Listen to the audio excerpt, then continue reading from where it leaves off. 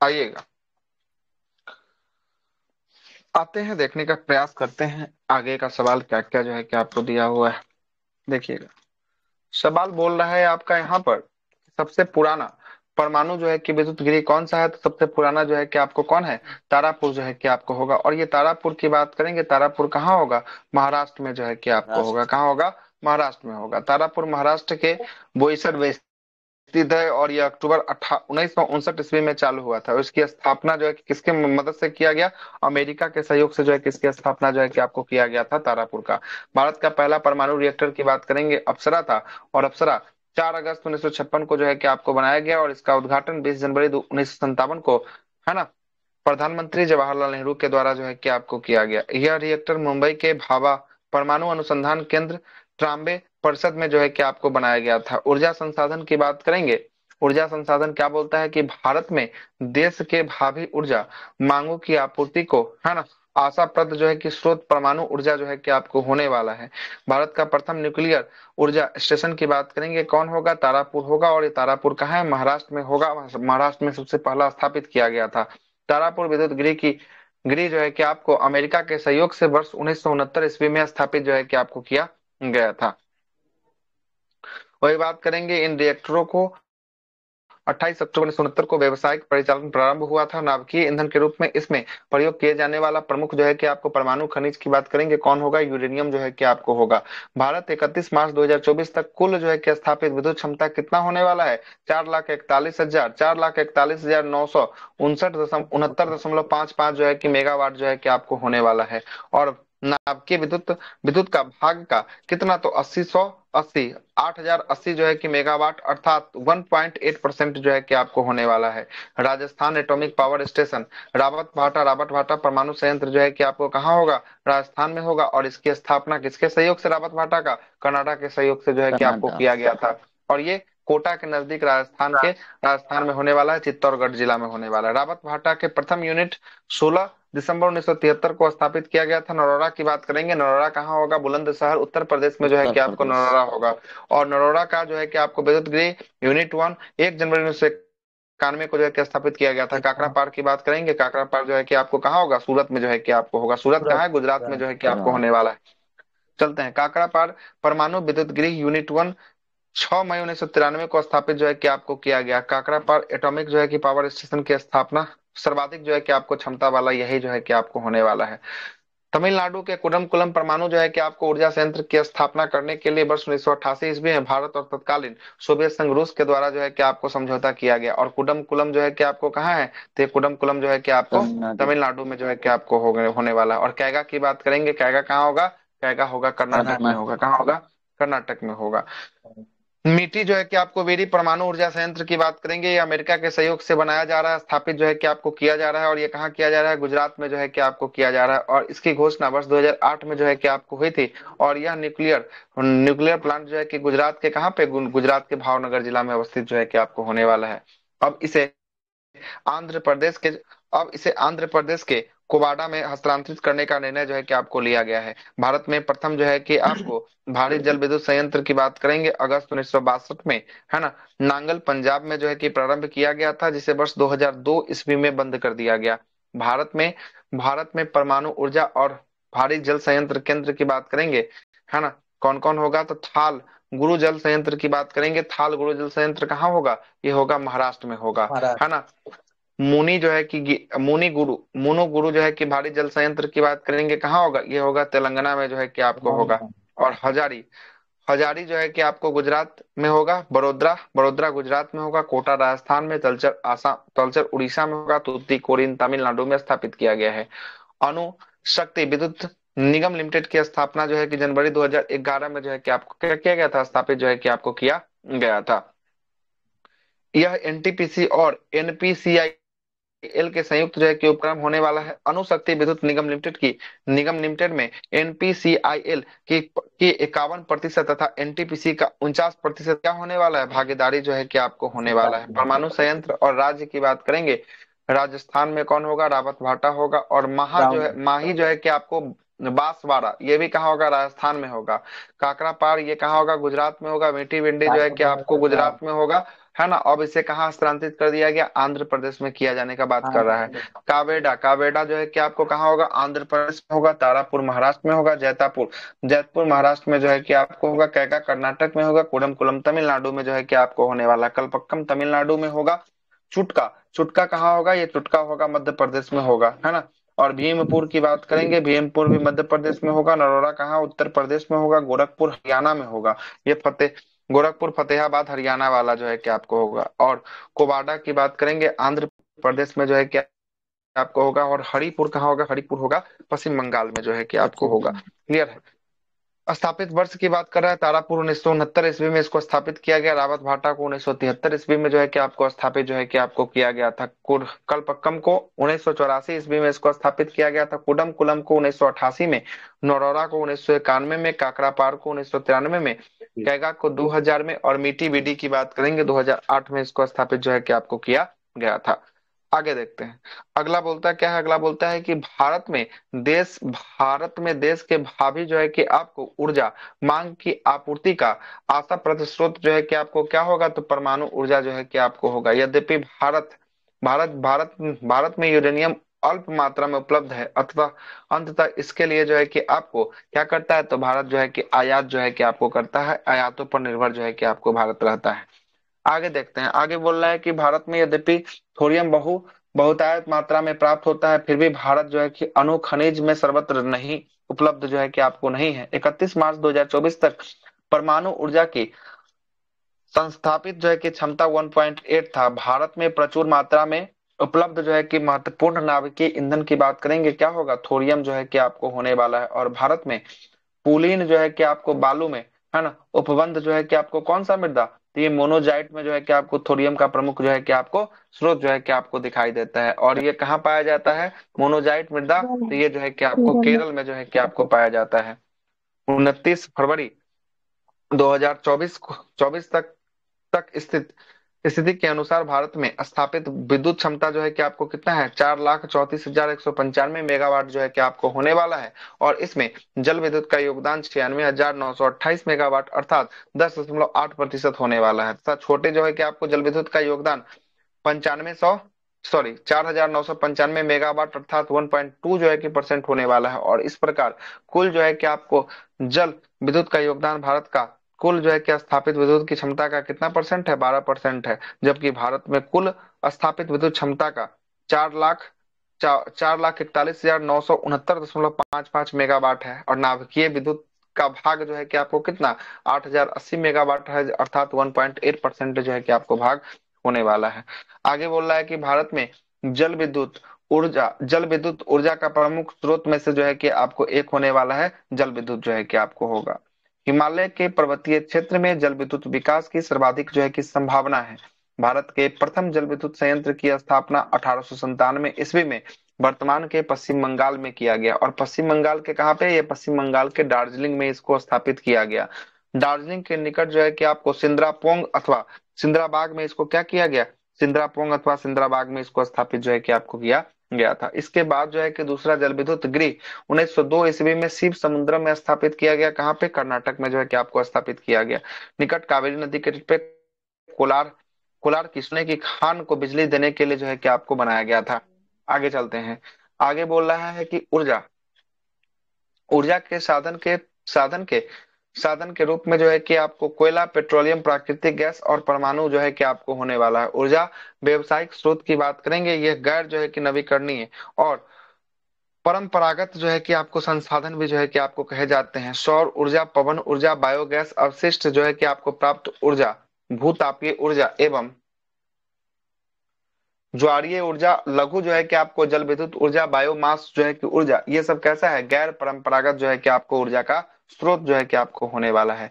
और इन्हें ऊर्जा का नवीकरणीय संसाधन जो है कि आपको कहा जाता है। भारत में रामपुरा रामपुरा गांव अपने सौर ऊर्जा प्लांट लगाने वाला प्रथम जो है कि आपको गांव बना, जो उत्तर प्रदेश राज्य में स्थित है। भारत में 2 मेगावाट क्षमता वाला पहला जो है कि आपको सोलर जो है कि फोटो वोल्टिक जो है कि संयंत्र पश्चिम बंगाल के पश्चिमी जो है कि आपको बर्धमान जिला में आसनसोल के निकट जो है कि स्थापित किया गया था। किस राज्य में सौर ऊर्जा का विकास सर्वाधिक है, तो सौर ऊर्जा का विकास सर्वाधिक की बात करेंगे ये कहाँ पे, गुजरात, सॉरी कहाँ पे, राजस्थान में जो है कि आपको राजस्थान। देखने को मिलेगा। भारत में पवन ऊर्जा के उत्पादन के लिए उपयुक्त जो है कि राज्य तमिलनाडु, आंध्र प्रदेश, गुजरात और कर्नाटक होने वाला है। महाराष्ट्र राज्य में स्थित जो है कि सतारा पवन ऊर्जा संयंत्र के लिए जो है कि आपको प्रसिद्ध है, सतारा होने वाला है पवन ऊर्जा संयंत्र के लिए। और भारत में पवन ऊर्जा 31 दिसंबर 2022 तक स्थापित स्थापित क्षमताओं के संदर्भ में प्रथम जो है कि आपको स्थान पे पवन ऊर्जा में कौन होगा, तमिलनाडु जो है कि आपको होने वाला है। और दूसरे स्थान पे गुजरात होने वाला है, और तीसरे स्थान पे कर्नाटक होने वाला, चौथे स्थान पे महाराष्ट्र जो है कि आपको होने वाला है। इस अवधि तक पवन ऊर्जा की कुल स्थापित क्षमता जो है कि आपको 4,19,000 है ना, 41,929 जो है कि आपको 0.78 जो है कि मेगावाट होने वाला है। समुद्र में उठने वाले जो है कि आपको समुद्र में उठने वाले ज्वार भाटा की मदद से विद्युत उत्पादन ज्वारीय ऊर्जा जो है कि आपको कहलाता है। नवीन एवं नवीकरणीय ऊर्जा मंत्रालय के अनुसार भारत में 12,445 मेगावाट ज्वारीय जो है कि आपको विद्युत उत्पन्न करने की क्षमता है। और भारत में ज्वारीय ऊर्जा है ना, टाइडल एनर्जी को दो जो है कि आपको दो प्रमुख संभावित क्षेत्र हैं, एक है कौन सा खाड़ी, एक है खंभात की खाड़ी। और खंभात की खाड़ी कहाँ पे, गुजरात में होगा। और इसका पूरा नाम क्या है, कैम्बे की खाड़ी होगा। आजे नहीं ऑप्शन में था कैम्बे की खाड़ी वाला, प्रश्न रहा होगा गुजरात वाला। और कच्छ की खाड़ी, कच्छ की खाड़ी भी कहाँ है, गुजरात में जो है कि आपको होने वाला है। क्लियर है, कहाँ होगा, गुजरात में जो है कि आपको होगा। आगे चलते हैं, अगले सवाल पे आते हैं। अगला क्या बोलता है, अगला बोलता है कि भारत का प्रथम भूतापीय विद्युत संयंत्र जो है कि आपको वर्ष 2012 में आंध्र प्रदेश वर्तमान तेलंगाना के खम्भम जो है कि आपको जिला में स्थापित किया गया। भूतापीय ऊर्जा पर आधारित मणिकर्ण जो है कि आपको मणिकरण बिजली जो है कि आपको संयंत्र कहाँ पे, हिमाचल प्रदेश के कुल्लू जिला में स्थापित किया गया। और यह जो है कि गर्म पानी के स्रोत के लिए जो है कि आपको प्रसिद्ध है। पार्वती घाटी में स्थित मणिकर्ण के गर्म जो है कि आपको स्रोतों से बिजली जो है कि उत्पादित किया है। और मणिकर्ण के अलावा कसौल, खीर खीर गंगा हिमाचल प्रदेश और पुंगा लद्दाख में है ना, गर्म पानी का भी स्रोत जो है कि आपको पाया जाता है। चमेरा ऊर्जा संयंत्र जल विद्युत ऊर्जा संयंत्र है, जो कहाँ पे, हिमाचल प्रदेश के चंबा जिला में रावी नदी पे जो है कि आपको बनाया गया है, यह स्थित है ना।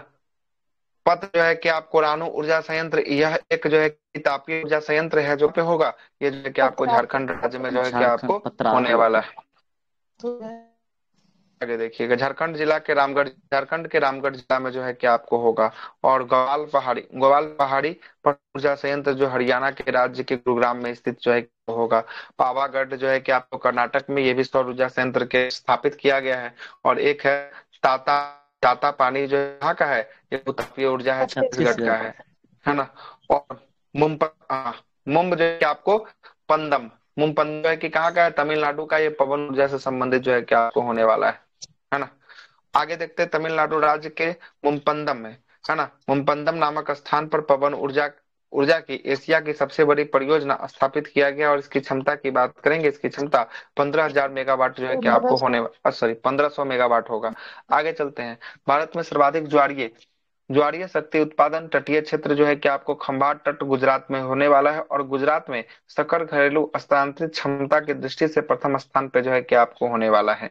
31 मार्च 2022 में प्रति जो है कि व्यक्ति बिजली का स्थापित क्षमता के मामले में प्रथम स्थान पे कौन है, तो इसके प्रथम स्थान पे गुजरात। गुजरात जो है कि आपको होने वाला है। कर्नाटक राज्य भारत में सर्वाधिक सौर उत्पादक राज्य जो है कि आपको कौन होगा, तो ये होगा आपका कौन, कर्नाटक जो है कि आपको होने वाला है। कौन होगा, कर्नाटक होगा। आगे चलते हैं, 199 नंबर सवाल क्या बोलता है। 199 नंबर सवाल बोलता है कि चंबल नदी द्वारा चंबल नदी द्वारा बीहर घाटी बनाई गई है, उस घाटी को क्या कहा जाता है। उस घाटी को जो है कि तंग आपको क्या घाटी।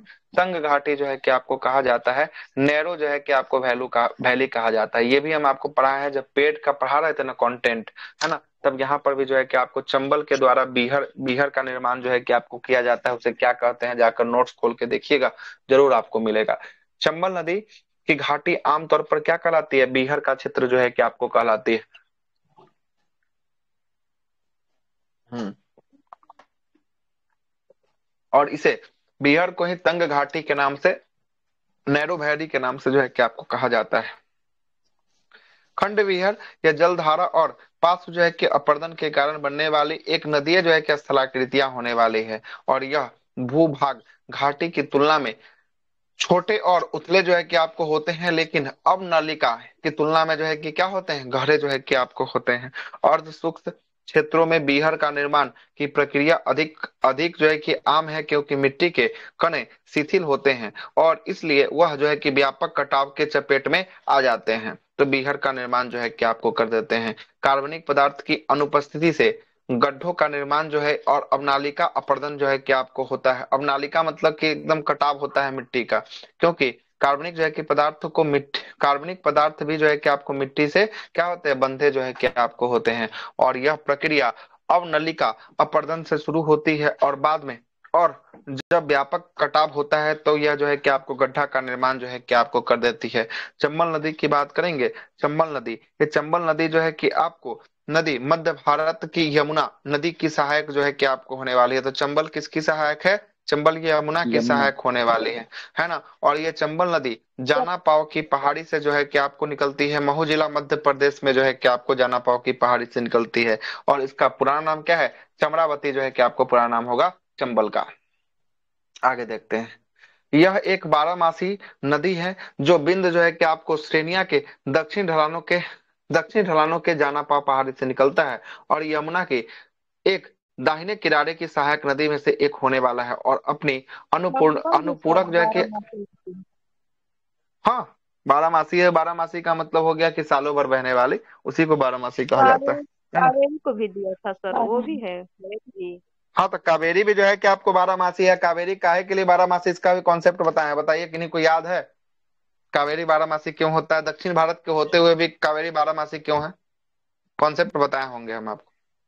नहीं मानसून सर, देखिए, बता मानसून नहीं और आ रहा। आते हुए मानसून के देखिए कावेरी नदी जो है ना, ये दक्षिण भारत की नदी जो है कि आपको कावेरी है। एक बार आने वाली मानसून से, दक्षिणी पश्चिमी मानसून से इसको जल प्राप्त हो जाता है और एक बार लौटने वाले मानसून से भी इसको इसको पानी जो है कि आपको प्राप्त होता है। इसीलिए यह नदी जो है कि आपको क्या होती है, सालों भर जो है कि आपको बहती है। बताया है कि नहीं बताया है ये बात।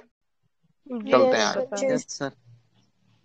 आने वाले चंबल का मानसून एक और और जाने नाम क्या वाले बताया था मानसून सर दोनों से जो आपने? है कि आपको, चंबल का चमरावती है ना, चमरावती। ठीक, आगे चलते हैं। नर्मदा से। अगला, हाँ क्या बोले, नर्मदा। नर्मदा का नर्मदा सूख, क्या नर्मदा। सूख जाता है। हाँ, नर्मदा नदी जो है कि आपको बीच में कुछ महीनों के लिए सूखता है। दक्षिण भारत के लगभग लगभग नदी जो है कि आपको सूख जाती है, पानी कम हो जाती है उसकी, है ना। पठारीय क्षेत्र से जो भी नदी निकलती है ना, ये सब में पानी का जो है कि बहाव कम हो जाता है। गर्मी के दिनों में मानसून जब पड़ता है ना तो पानी रहता है, फिर मानसून जब खत्म हो जाता है तो पानी इसका घटाव जो है कि आपको शुरू हो जाता है। हाँ, ठीक है। लेकिन ये कावेरी जो है ना, इसमें आने वाले मानसून से भी पानी मिल जाती है और जब लौटती हुई मानसून होती है तब नवंबर दिसंबर में फिर से इसको पानी जो है कि आपको तमिलनाडु के मंडल तट पे वर्षा करवाती है ना, उससे फिर से इसको पानी जो है कि आपको मिल जाती है। इसीलिए ये सालों भर बहने वाले जो है कि आपको नदी होगी। ठीक है, आगे चलते हैं।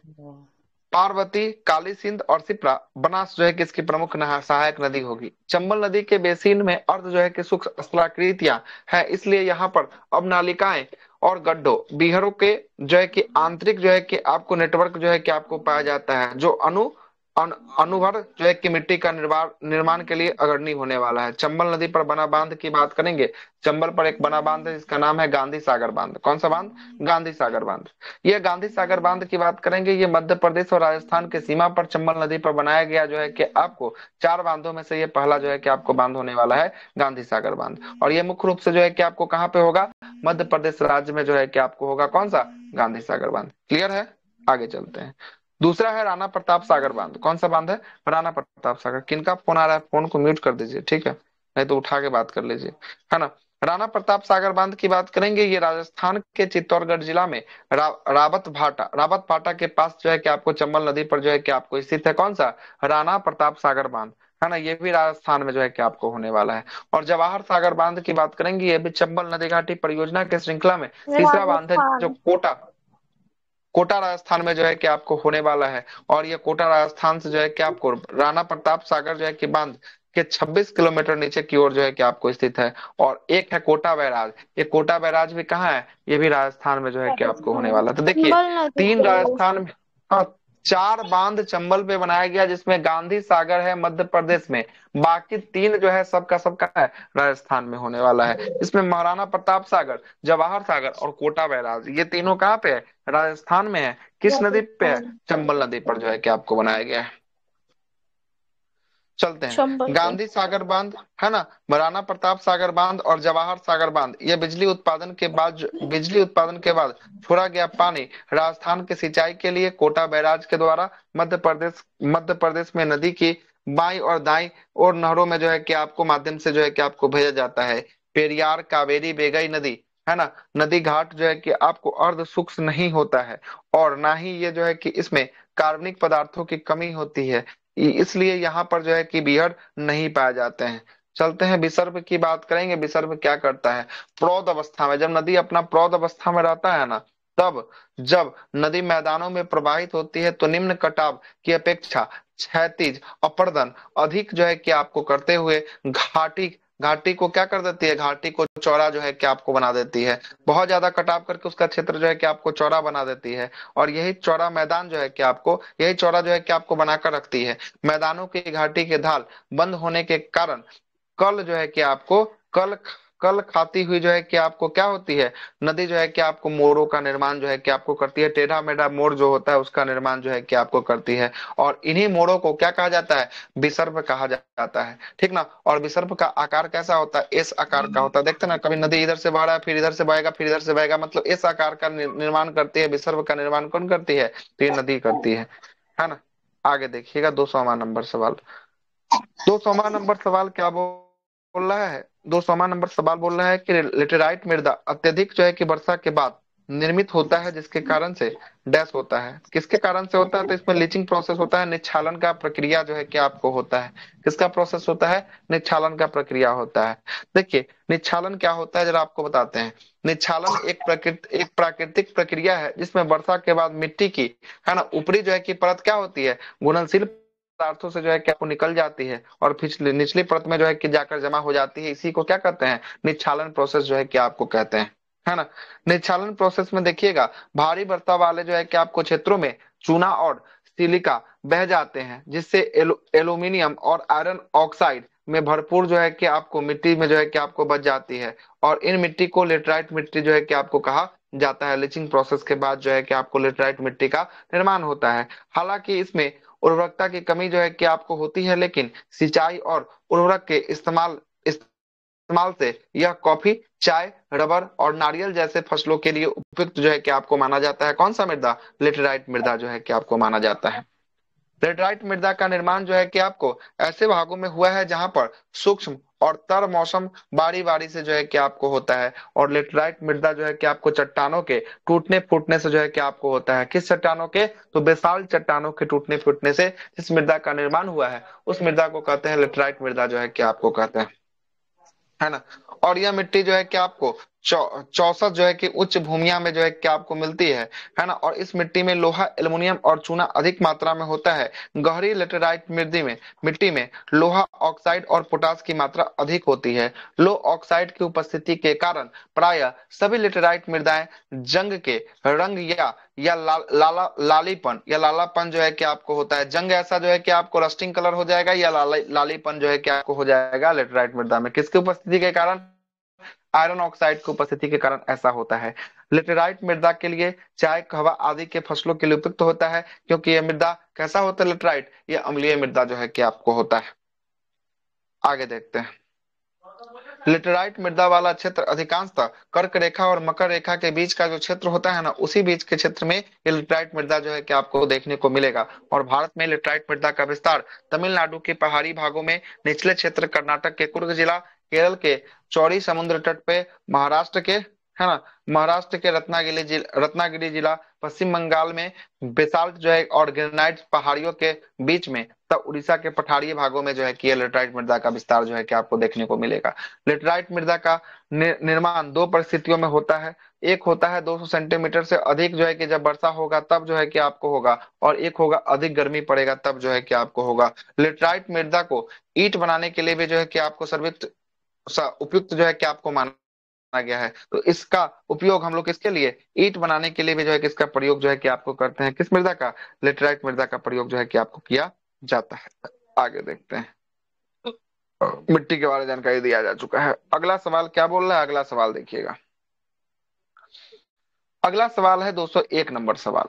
201 नंबर सवाल बोलता है कि कपास की खेती के लिए उपयुक्त मिट्टी के संबंध में निम्नलिखित कथनों पर विचार कीजिए। पहला बोलता है कि कपास की खेती के लिए, तो कपास की खेती के लिए कौन सा मृदा, बताइए।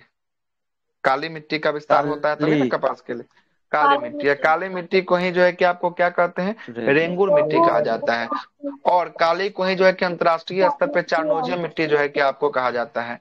तो देखिएगा, यह मिट्टी काफी समय तक जो है कि आपको नमी को बनाए बनाए रखती है। तो काली मिट्टी के बारे में आज ही बताए हैं कि काली मिट्टी में जब जल चला जाता है तो इसका मिट्टी दही के समान हो जाता है ना। वहां वाला डिस्कशन में सुने होंगे, अगर गए होंगे तो सुने होंगे, नहीं गए होंगे तो नहीं सुने होंगे, है ना। और जब ये मिट्टी से जब नमी सूख जाता है तो ये मिट्टी जो है कि आपको इतना ज्यादा टाइट हो जाता है कि ईंटा की तरह ये क्या हो जाता है, पत्थर जो है कि आपको ये मिट्टी हो जाता है। और ये काली मिट्टी जो होता है ना, ये सुता जुताई वाली मिट्टी जो है कि आपको माना जाता है ना। जब ये जो है कि आपको इसमें जो है कि आपको नमी, जब पानी खत्म हो जाता है तो इस मिट्टी में क्या हो जाता है, दरार जो है कि आपको पड़ जाता है। और जब ये मिट्टी भीग जाता है तो दही की तरह जो है कि क्या हो जाता है, पूरा जम के जो है कि आपको लसलस लसलस जो है कि आपको हो जाता है। तो यह काफी जो है कि आपको क्या बोल रहा है, ऑप्शन नंबर ए निम्नलिखित विचार कीजिए। पहला बोल रहा है कि यह काफी समय तक जो है कि आपको नमी को बनाए रखता है। बिल्कुल सही है, नमी जो है कि आपको इसमें बना रहता है।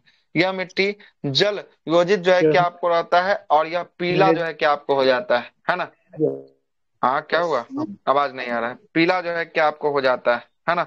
पीला जो है कि आपको हो जाता है। तीसरा बोल रहा है कि यह कंकर और चूना से भरपूर होता है, ये गलती है। और यह दोमट मिट्टी होता है, दोमट नहीं होता है, ठीक ना। ये तीनों का तीनों जो है कि आपको गलती है, केवल एक ही सही है, जिसका जो है कि ऑप्शन नंबर ए जो है कि आपको सही है।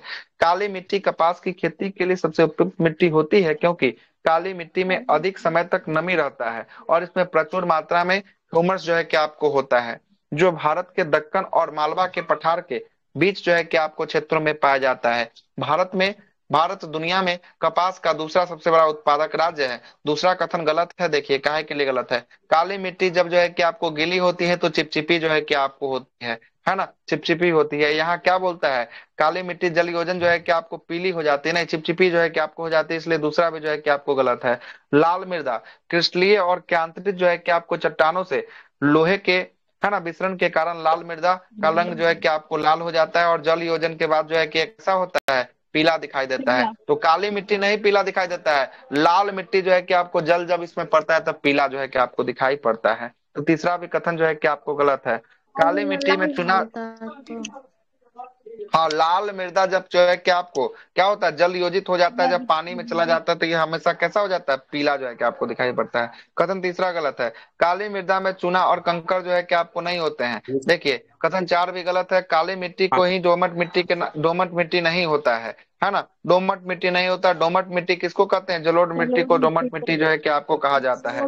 और इसमें रेत गाद चिकनी मिट्टी से जो है कि आपको बना होता है, और रेतीली मिट्टी की तुलना में दोमट मिट्टी में अधिक खाद, ह्यूमरस और पोषक तत्व और नमी जो है कि आपको होता है। और इसको जोतना चिकनी मिट्टी की तुलना में क्या होता है, आसान होता है, और कृषि उपयोग एवं बागवानी के लिए आदर्श मिट्टी जो है कि आपको माना गया है, दोमट मिट्टी को। कपास की कृषि के लिए कौन सा उपयुक्त मिट्टी है, काली मिट्टी उपयुक्त होती है, और कपास को ही रेंगुर मिट्टी कहा जाता है, और कपास को अंतर्राष्ट्रीय स्तर पर चारनोजियम मिट्टी के नाम से जो है कि आपको जानते हैं। क्लियर है ना, आगे देखते हैं।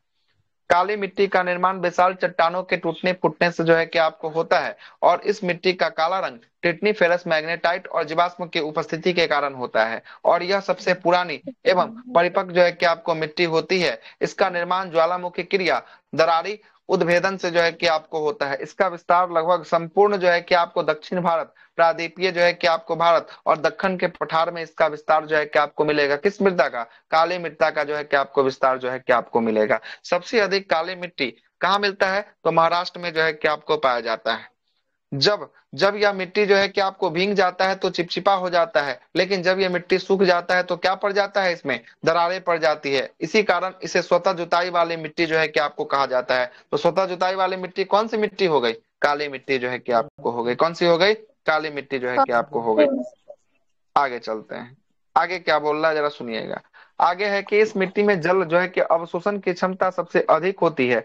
मिट्टी का अध्ययन क्या कहलाता है? पेडोलॉजी जो है कि आपको कहलाता है। और ICAR, Indian Indian council for of agriculture research ने भारतीय मिट्टी को कितने भागों में बांटा है? तो भारतीय मिट्टी को 8 भागों में जो है कि आपको बांटा है। 8 पहला है मिट्टी का भागों प्रकार, में। जलोढ़ मिट्टी है। कौन सा मिट्टी है? जलोढ़ मिट्टी है। इसका अन्य नाम कछारी या दोमट मिट्टी के नाम से जानते हैं। और यह मिट्टी भारत में सबसे अधिक मात्रा में पाया जाता है। और यह मिट्टी सबसे अधिक उपजाऊ होता है कौन सा? जलोढ़ मिट्टी होता है। इसको उर्वरक में सबसे कम जो है कि आवश्यकता होती है किस मिट्टी को? जलोढ़ मिट्टी की होती है। और यह धान गेहूं के फसल के लिए उपयुक्त मिट्टी माना जाता है जलोढ़ मिट्टी। जलोढ़ मिट्टी गहन कृषि के लिए भी जाना जाता है। इसका निर्माण नदियों और बाढ़ों से जो है कि आपको होता है। जलोढ़ मिट्टी भी दो प्रकार के होते हैं। कौन कौन? एक होता है नई जलोढ़ मिट्टी, एक होता है पुरानी जलोढ़ मिट्टी। नवीन जलोढ़ मिट्टी को खादर कहा जाता है, वही पुरानी जलोढ़ मिट्टी को क्या कहते हैं? बांगर जो है कि आपको कहते हैं। नवीन जलोढ़ मिट्टी ज्यादा उपजाऊ होता है, पुरानी जलोढ़ मिट्टी की तुलना में जो है कि आपको ज्यादा उपजाऊ होता है। आगे चलते हैं। लाल मिट्टी, लाल मिट्टी इसका लाल रंग जो है कि आपको लौह ऑक्साइड की उपस्थिति होने के कारण होता है। और इस मिट्टी की प्रकृति कैसी होती है? अम्लीय जो है कि आपको होती है। अम्लीय मिट्टी की अम्लीयता को दूर करने के लिए चूना का प्रयोग जो है कि आपको किया जाएगा। किसका प्रयोग किया जाएगा? अम्लीयता को दूर करने के लिए चूना का प्रयोग जो है कि आपको किया जाएगा। अम्लीयता और क्षारीयता, अधिक सिंचाई करने पर मिट्टी कैसा हो जाता है? अम्लीय हो जाता है। और मिट्टी की अम्लीयता को दूर करने के लिए जो है कि आपको जिप्सम का प्रयोग जो है कि आपको किया जाता है। और मिट्टी की अम्लीयता को दूर करने के लिए चूना का, और मिट्टी की क्षारीयता को दूर करने के लिए किसका प्रयोग किया जाएगा? क्षारीयता के लिए जिप्सम का प्रयोग किया जाएगा। अम्लीयता को दूर करने के लिए चूना पत्थर का, और क्षारीयता को दूर करने के लिए जिप्सम का प्रयोग जो है कि आपको किया जाएगा। चलिएगा, लेटराइट मिट्टी की बात करेंगे। यह मिट्टी उच्च तापमान एवं उच्च वर्षा वाले स्थान पे जो है कि आपको पाया जाता है। कौन सा मिट्टी? लेटराइट मिट्टी पाया जाता है। भीगे रहने पर यह मिट्टी दही जैसा जो है कि आपको हो जाता है, लेकिन सूखने के बाद यह मिट्टी कैसा हो जाता है? कठोर जो है कि आपको हो जाता है। और इस मिट्टी से भवन निर्माण की ईंट, बिल्डिंग जो है कि आपको सॉइल इत्यादि जो है कि आपको बनाया जाता है। और चाय के उत्पादन के लिए उपयुक्त जो है कि आप सर्वश्रेष्ठ मिट्टी कौन सा है? लेटराइट मिट्टी जो है कि आपको होता है। आगे चलते हैं 207वां नंबर सवाल, सॉरी 202वां नंबर सवाल। 202वां बोलता है कि निम्नलिखित में से बागवानी फसल के अंतर्गत कौन सा फसल सम्मिलित है? बागवानी के अंतर्गत कौन कौन है? तो बागवानी में वो चाय होता है, ठीक है, एक होता है कॉफी होता है, एक होता है रबर होता है। दाल जो है कि बागवानी नहीं है। बाकी ये तीन जो आपको दिख रहा है ये बागवानी फसल जो है कि आपको होने वाला है। बागवानी फसल या बागानी फसल को वाणिज्यिक फसल के समूह में जो है कि आपको परिभाषित किया गया है। और यह जो है कि फसलें प्रकृति में 12 मासी होती है और बड़े पैमाने पर उष्णकटिबंधीय और उपोष्ण कटिबंधीय परिस्थितियों में उगाई जाती है। बगानी फसलों को बगानी कृषि या रोपण कृषि भी कहा जाता है। और इन फसलों में बड़े बड़े जो है कि आपको बगान लगाए जाते हैं। और इनका इस्तेमाल हम लोग पेय एवं औद्योगिक पदार्थों के लिए करते हैं, जैसे नारियल, सुपारी, तार का तेल, है ना, कोको कोको काजू, चाय, कॉफी, रबर, कहवा, है ना, मिर्च मसाले, केला, सिनकोना आदि जो है कि इसमें शामिल होता है। आगे चलते हैं। आगे क्या बोलता है? आगे बोलता है कि धान गेहूं दाल इत्यादि के लिए बगानी फसल नहीं होता है, बल्कि यह खाद जो है कि आपको ये खाद्य फसल का रूप में जो है कि इसका प्रयोग जो है कि आपको किया जाता है। आगे चलते हैं। जलोढ़ मिट्टी से संबंधित निम्नलिखित कथनों पर विचार कीजिए। देखिए क्या कथन बोल रहा है जलोढ़ के बारे में।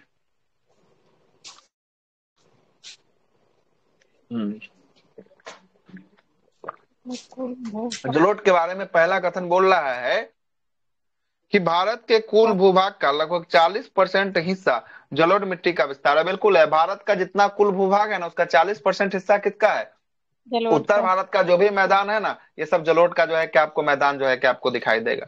जलोढ़ मृदा का निर्माण नदियों के द्वारा बहा कर लाए गए निक्षेपों से होता है। तो बिल्कुल सही है, जलोढ़ मृदा का निर्माण किससे होता है? नदियों के द्वारा जो बहाए गए निक्षेप होते हैं उसी से जो है कि इसका निर्माण होता है। मतलब एक और दो दोनों क्या है? दोनों का दोनों जो है कि आपको सही जो है कि आपको होने वाला है। जलोढ़ जलोढ़ से जो है कि आपको भरी मिट्टी जलोढ़ मृदा या जलोढ़ मिट्टी कहा जाता है। जलोढ़ मिट्टी प्रायः विभिन्न प्रकार के पदार्थों से मिलकर बना होता है, जिसमें गाद पिष्ट होता है एवं मृत्तिकाएं होती है एवं महीन कण होता है एवं बालू होता है एवं बजरी जो है कि आपको होता है। बजरी कण अपेक्षाकृत जो है कि आपको बड़े कण जो है कि आपको होते हैं। चलते हैं आगे। और इस मिट्टी में कंकड़ नहीं पाया जाता है, किसमें? जलोढ़ मिट्टी में कंकड़ नहीं पाया जाता है। ये बहते हुए जल जल द्वारा बहा कर लाए गए कहीं जो है कि अन्य क्षेत्र में क्या कर देता है? जमाव कर देता है। जमाव से जो निर्मित क्षेत्र हो जाता है उसी को जलोढ़ मिट्टी कहते हैं। जलोढ़ जो है कि आपको भुरभुरा अथवा ढीला होता है, अर्थात इसके कण आपस में जो है कि आपको शक्ति से बंध कर जो है कि आपको कोई जो है कि आपको ठोस सैल नहीं बन पाते हैं। और इसे कछाड़िया मिट्टी या कभी कभी इसे दोमट मिट्टी के नाम से भी जो है कि आपको जाना जाता है। जलोढ़ मिट्टी का अन्य नाम क्या हो गया? कछाड़िया भी कह सकते हैं, इसे दोमट मिट्टी भी कहा जाता है। और यह मिट्टी जो है कि भारत के उत्तर के विस्तृत मैदान में, प्रायद्वीपीय भारत के तटीय मैदानों में यह मिट्टी का विस्तार जो है कि देखने को मिलेगा। और यह अत्यधिक जो है कि उपजाऊ मिट्टी होता है। और भारत का लगभग 43% भाग जो है कि किसका होगा? यही जो है कि आपको जलोढ़ मिट्टी का होगा। और जलोढ़ मिट्टी का निर्माण सतलज, गंगा, यमुना, घाघरा, गंडक, ब्रह्मपुत्र और इसकी सहायक नदियों के द्वारा जो मिट्टी गाद लेकर आती है, जिससे ये मैदान का निर्माण होता है, वो कौन सा होता है? यही जलोढ़ मृदा का निर्माण जो है कि आपको करता है। क्लियर? जलोढ़ का निर्माण जो है क्या। आगे चलते हैं। पर्वत चोटी केटू। केटू की हाइट 8611 मीटर है। कितना है? 8611 मीटर जो है कि आपको केटू का हाइट जो है कि आपको होगा। माउंट एवरेस्ट का हाइट कितना है? माउंट एवरेस्ट का 8,850 मीटर जो है कि आपको होगा माउंट एवरेस्ट का। कंचनजंगा का 8598 होगा। कितना होगा? 8598 जो है कि आपको कंचनजंगा होगा। और विश्व का तीसरा सबसे ऊंचा चोटी यही कंचनजंगा जो है कि आपको होने वाला है। विश्व का तीसरा सबसे ऊंचा चोटी जो है कि आपको होगा। क्लियर है? आगे चलते हैं। आगे बोलता है कि काराकोरम रेंज में आंशिक रूप से पाकिस्तान प्रसारित कश्मीर मतलब पीओके क्षेत्र वाला और गिलगिट बाल्टिस्तान क्षेत्र क्षेत्र की ओर आंशिक रूप से जो है कि आपको झिंगयांग के तट कोरगन है ना, ताजिक जो है कि स्वायत्त कंट्री चीन में जो है कि आपको कहाँ है? चीन में। तो ये मतलब 3 जगह है। पीओके क्षेत्र में भी होगा और चाइना वाला भी क्षेत्र में जो है कि आपको होगा और एक भारत वाला क्षेत्र। ये तीनों जगह पर जो है कि आपको ये कौन सा चोटी है? तो यही जो है कि आपको होगा काराकोरम रेंज में कौन सा होगा? केटू जो है कि आपको होगा। और केटू की बात करेंगे, केटू का हाइट कितना? 8611 मीटर जो है कि इसकी हाइट होगी। इसे कभी कभी जो है कि माउंट गॉडविन ऑस्टिन के नाम से भी जो है कि आपको जानते हैं। केटू का अन्य जो है कि आपको उपनाम पहाड़ों के राजा और पर्वतरोहियों का पर्वत जो है कि आपको कहा जाता है। हिमालय की प्रादेशिक विभाजन की बात करेंगे, इसे विभाजित किया गया है कौन कौन हिमालय में? तो कश्मीर है और कश्मीर हिमालय को ही पंजाब हिमालय कहा जाता है। और पंजाब या कश्मीर हिमालय ये सिंधु और सतलज नदी के बीच का जो क्षेत्र है, इसे कश्मीर या पंजाब हिमालय कहा जाता है। और इसी के अंतर्गत जास्कर पीर पंजाल जो है कि आपको आते हैं कश्मीर या पंजाब हिमालय के अंतर्गत।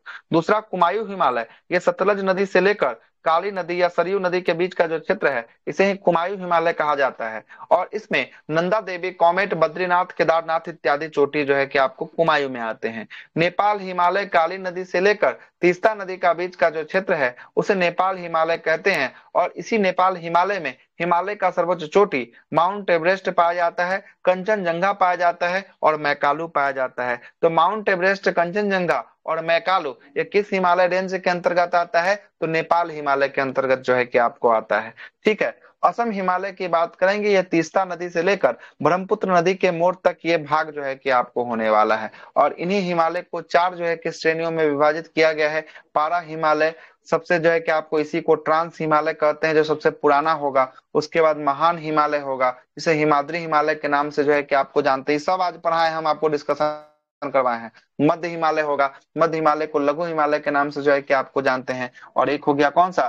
शिवालिक हिमालय जो है कि आपको हो गया। और शिवालिक हिमालय को सबसे नवीन हिमालय के नाम से जो है कि आपको जानते हैं। किसके नाम से? सबसे नवीन हिमालय के नाम से जो है कि आपको जानते हैं। आगे चलते हैं। ट्रांस हिमालय की बात कर लेते हैं। ट्रांस हिमालय, यह हिमालय का सबसे प्राचीनतम जो है कि आपको भाग कौन सा है? ट्रांस हिमालय जो है कि आपको होगा। और इसी ट्रांस हिमालय में पामीर जो है कि आपको नॉर्थ जो है कि आपको होगा, पामीर का पठार होगा। और यहीं पर क्युनिन जो है कि आपको शान और हिंदुकुश और सुलेमान श्रेणियां जो है कि आपको यहीं से जो है कि आपको निकलती है। इसी ट्रांस हिमालय में एक होगा काराकोरम, लद्दाख और जास्कर। काराकोरम, लद्दाख और जास्कर किस हिमालय का भाग हो गया? ये भी ट्रांस हिमालय श्रेणी का जो है कि आपको भाग हो गया। और इसी ट्रांस हिमालय श्रेणी में कैलाश मानसरोवर के अंतर्गत जो है कि किसके अंतर्गत आता है कैलाश मानसरोवर? ये ट्रांस हिमालय के अंतर्गत आता है। और भारत का सबसे ऊंची चोटी गॉडविन अस्टीन, इसी को केटू कहते हैं, 8611 मीटर इसकी हाइट है। ये भी किसके अंतर्गत आता है? ट्रांस हिमालय के अंतर्गत आता है। क्लियर हो गया यहाँ तक? आगे चलते हैं।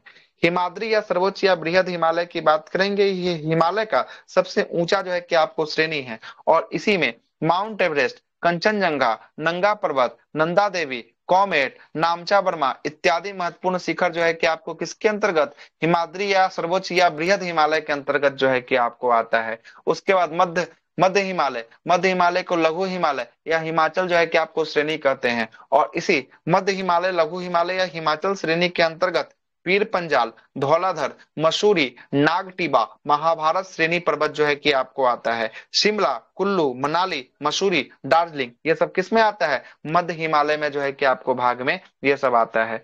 और बृहत एवं लघु हिमालय के मध्य जो है कि आपको कौन सी घाटी है? कश्मीर घाटी है, लाहौल स्पीति है, कुल्लू घाटी है, और कांगड़ा घाटी जो है कि आपको मिलती है। यहाँ पर अल्पाइन अल्पाइन वृक्ष है जो चारागाह के रूप में जो है कि आपको काम जो है कि आपको करता है, मवेशियों के चारे के रूप में काम होता है। और इन्हीं कश्मीर घाटियों में मर्ग मर्ग जो है कि आपको मर्ग से गुलमर्ग, सोनमर्ग, कहां पर? कश्मीर की घाटी में मर्ग, और उत्तराखंड में जो है कि याल, बुग्याल और पयाल के नाम से जो है कि आपको जाना जाता है। शिवालिक हिमालय की बात करेंगे, यह निम्न हिमालय या बाह्य हिमालय जो है कि आपको किसको? शिवालिक हिमालय को जो है कि आपको कहा जाता है। और यह हिमालय का सबसे नवीनतम रूप कौन सा है? सबसे नवीनतम जो है कि भाग शिवालिक हिमालय होगा। शिवालिक हिमालय।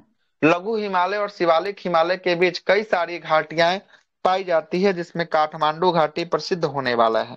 पश्चिम पश्चिम इन घाटियों को जो है कि आपको दीन कहा जाता है, जैसे देहरादून है ना। और शिवालिक के निचले भाग में क्या होता है? तराई का क्षेत्र होता है, और तराई का क्षेत्र यह कपिल वस्तु नेपाल तराई का क्षेत्र जो है कि आपको होने वाला है।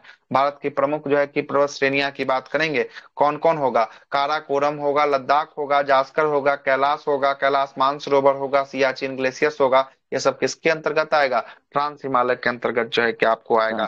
पीर पंजाल और धौलाधर लघु हिमालय के अंतर्गत आएगा। नंदा देवी, मसूरी, कामेत, त्रिशूल उत्तराखंड में है। और यह जो है कि आपको त्रिशूर की बात करेंगे, त्रिशूर कहाँ है? केरल में जो है कि आपको होने वाला है। त्रिशूर केरल में है, जबकि त्रिशूल कहाँ है? त्रिशूल उत्तराखंड में है। ठीक है ना?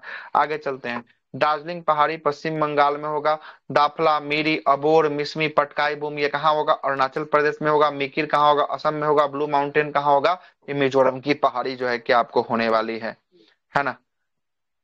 एरामल्ला, नल्ला मल्ला है ना, वेलकोंडा, पालकोंडा, सेचाचलम की पहाड़ी ये कहाँ होगा? ये सब आंध्र प्रदेश में होगा। जवारी, शिवराय, पंचमलाई, सिनेमलाई ये सब जो है कि आपको कहाँ होगा? तमिलनाडु में होगा। बाबा बुधन की पहाड़ी कर्नाटक में होगा। और मेघालय पठार की सबसे ऊंची चोटी कौन सी होगी? शिलोंग की पहाड़ी जो है कि आपको होने वाली है। गॉडविन अस्टीन कहाँ होगा? लद्दाख में होगा। अनाईमुडी केरल में होगा। डोडा बेटा तमिलनाडु में। गुरु शिखर राजस्थान में। सारामती, माउंट सारामती नागालैंड में। धूपगढ़ चोटी है जो है कि आपको मध्य प्रदेश में। अमरकंटक मध्य प्रदेश में। नंदा देवी उत्तराखंड में। कंचनजंगा सिक्किम में। नौकरेक मेघालय में। सारामती जो है कि आपको नागालैंड में। और माउंट जो है कि ब्लू माउंटेन ये कहाँ पे? मिजोरम में जो है कि आपको होने वाला है। कहाँ पे? मिजोरम में होगा। पारसनाथ की पहाड़ी झारखंड में होगा। मलयागिरी या महेंद्रगिरी उड़ीसा में होगा। गोरखनाथ की पहाड़ी गुजरात में होगा। कुद्रेमुख की पहाड़ी कर्नाटक में होगा। कालसूबाई की पहाड़ी महाराष्ट्र में होगा। सैंडल पीक उत्तरी अंडमान में होगा। और बात करेंगे माउंट एवरेस्ट, भारत और चाइना में जो है कि आपको माउंट एवरेस्ट होगा 8,848 मीटर होगा। गॉडविन अस्टीन भारत में होगा 8611 मीटर होगा। कंचनजंगा सिक्किम में होगा 8598 मीटर जो है कि 85-86 मीटर या 85-98 मीटर इसकी हाइट है। मैकालू नेपाल में होगा 8481 मीटर इसकी हाइट होगी। नंगा पर्वत जो है कि आपको भारत जम्मू कश्मीर में होगा 8126 मीटर इसकी हाइट होगी। अन्नपूर्णा नेपाल में होगा। नामचा बर्मा जो है कि आपको चाइना में होगा। लेकिन एनसीईआरटी में जो है कि आपको क्या दिया है? अरुणाचल प्रदेश जो है कि आपको दिया है ना। नंदा देवी भारत के उत्तराखंड में होगा। तिरिच मीर की पहाड़ी ये भारत पाकिस्तान में जो है कि आपको होने वाला है। और कामेत कामेत की ऊंचाई जो है कि आपको कितना होगा, 7756 मीटर जो है कि इसका हाइट जो है कि आपको होने वाला है। माउंट एवरेस्ट, मैकालू, अन्नपूर्णा और तिरुचि मोर और हिंदू कुश जो है कि आपको ये भारत में जो है कि आपको नहीं होने वाला है। ठीक ना, याद रखिएगा कौन कौन भारत में नहीं है, तो माउंट एवरेस्ट, मैकालू, अन्नपूर्णा, है ना, तिरिच मीर जो है कि आपको हिंदू कुश, यह सब पाकिस्तान की पहाड़ी होगा। जिसमें माउंट एवरेस्ट कहाँ का होगा, माउंट एवरेस्ट नेपाल का होगा, मैकालू भी नेपाल का होगा, अन्नपूर्णा भी नेपाल का होगा। हिंदू कुश और तिरिच मीर जो है कि कहाँ का होगा, ये पाकिस्तान का होगा। कहाँ का होगा, पाकिस्तान का होगा। पाकिस्तान। ठीक है।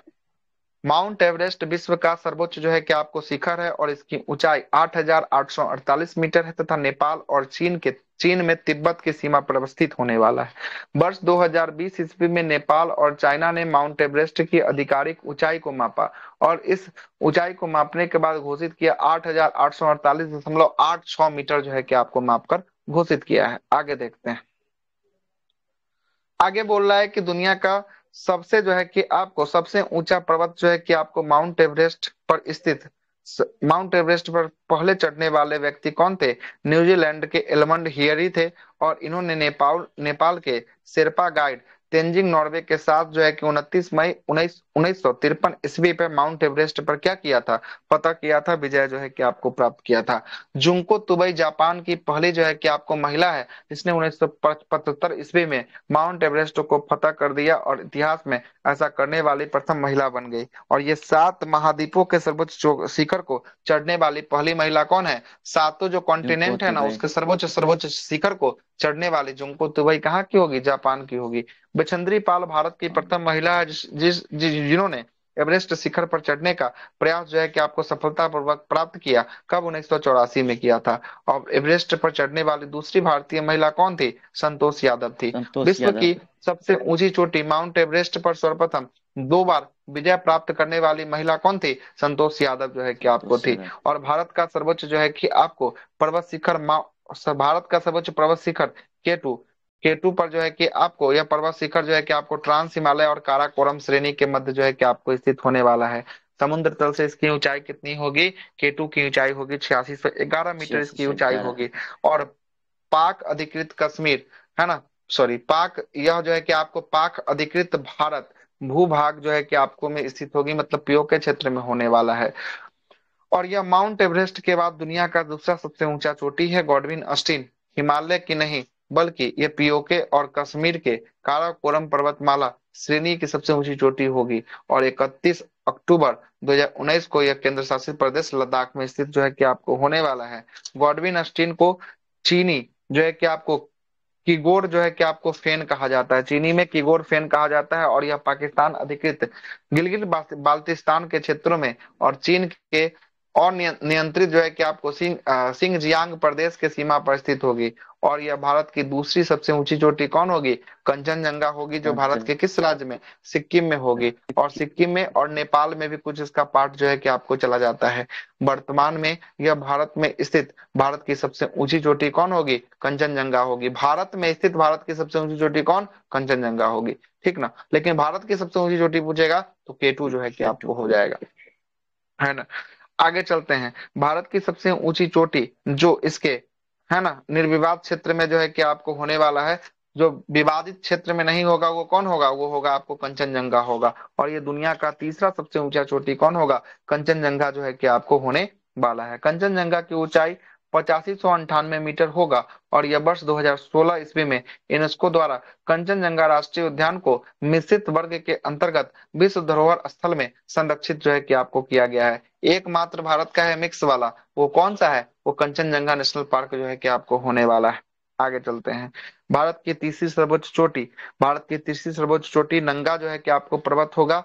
कितना होगा इसका हाइट, 8126 मीटर यह हाइट होगा। 26 और में। ये कश्मीर में जो है कि आपको होने वाला है। भारत का चौथा सर्वोच्च जो है कि आपको चोटी नंदा देवी होगा, ये उत्तराखंड में जो है कि आपको होगा। और यहाँ पर नंदा देवी राष्ट्रीय उद्यान भी जो है कि आपको हुआ है ना। यूनेस्को ने वर्ष 1988 ईस्वी में प्राकृतिक महत्व के विश्व धरोहर में इसको क्या कर लिया है, इसको संरक्षित जो है कि आपको कर लिया है। कितना डिस्कशन दिया है जी, ये पूरा डिस्कशन उसी का भी है। आते हैं थोड़ा सा और देख लेते हैं। विश्व की सबसे ऊंची चोटी केटू, भारत की सबसे ऊंची चोटी केटू है, उसके बाद तब कंचनजंगा है, तब नंगा नंगा पर्वत है, तब जो है कि आपको कौन है, नंदा देवी जो है कि आपको होने वाला है। नंदा देवी कामेत त्रिशूल पर्वत भारत के उत्तराखंड राज्य में जो है कि आपको स्थित होगा। गोसाईनाथ ये तिब्बत में नेपाल की सीमा पर स्थित जो है कि आपको होगा, है ना। उडकमंड जो है कि आपको नीलगिरी पर्वत पर जो है कि आपको स्थित होगा। दक्षिण भारत के कोडाई कुनाल तमिलनाडु में डिंडुगुल जिला में जो है कि आपको पालनी पहाड़ी पर जो है कि आपको कोडाई कुनाल हिल स्टेशन जो है कि आपको होगा। पालनी पहाड़ी यह पश्चिम में अन्नामलाई पहाड़ी से क्या हुआ है, जुड़ा हुआ है। जुड़ा गुलरा है। जो है कि आप गुलरा जो है कि आपको मंधाता जो है कि पर्वत ये भारत में नहीं है, बल्कि ये कहाँ है, पश्चिमी तिब्बत में जो है कि पश्चिमी आपको तिब्बत होने में। वाला है। पश्चिमी तिब्बत से नेपाल और उत्तर पश्चिमी सीमा के जो है कि आपको तटीय क्षेत्र में होगा। लेकिन एनसीईआरटी के अनुसार ये कहाँ बताया गया है, हाँ। नेपाल में बताया गया है। नामचा बर्मा, नामचा बर्मा पर्वत जो है कि आपको अरुणाचल प्रदेश की सीमा में है, और यह दक्षिणी पूर्वी जो है कि तिब्बत चाइना में अवस्थित है। लेकिन एनसीईआरटी के द्वारा इसे भारत के अरुणाचल प्रदेश में बताया गया है ना। गोर गोर जो है कि आपको लाटा चोटी, ये समीर जो है सामरी पाट में स्थित है। और ये कहाँ होगा सामरी पाट, ये छत्तीसगढ़ राज्य छत्तीसगढ़ में राज्य। अवस्थित होगा। और यह जो है कि पर्वतीय शिखर की ऊंचाई 1200 कितना मीटर, 1200 जो है कि आपको 25 मीटर। 25 मीटर जो है कि आपको होगा। अरावली की सर्वोच्च चोटी की बात करेंगे, गुरु शिखर होगा, 1722 मीटर होगा, राजस्थान के सिरोही जिला में अवस्थित होगा। माउंट आबू अरावली की, अरावली का ही जो है कि आपको भाग है। अरावली पर्वत श्रृंखला यह गुजरात से लेकर कहाँ तक फैला हुआ है, गुजरात से दिल्ली लेकर ये तक। दिल्ली तक जो है कि आपको फैला हुआ है। और यह भारत के प्राचीनतम पर्वत श्रृंखला है। जबकि विश्व का सबसे प्राचीनतम जो है कि पर्वत श्रृंखला में से एक जो है कि आपको होने वाला है। अरावली अवशिष्ट पर्वत का उदाहरण है। विंध्याचल, अरावली, सतपुरा, यह सभी किस पर्वत का उदाहरण है, ये सब का सब जो है कि अवशिष्ट पर्वत का अवशिष्ट पर्वत। उदाहरण जो है कि आपको होने वाला है। आगे देखते हैं।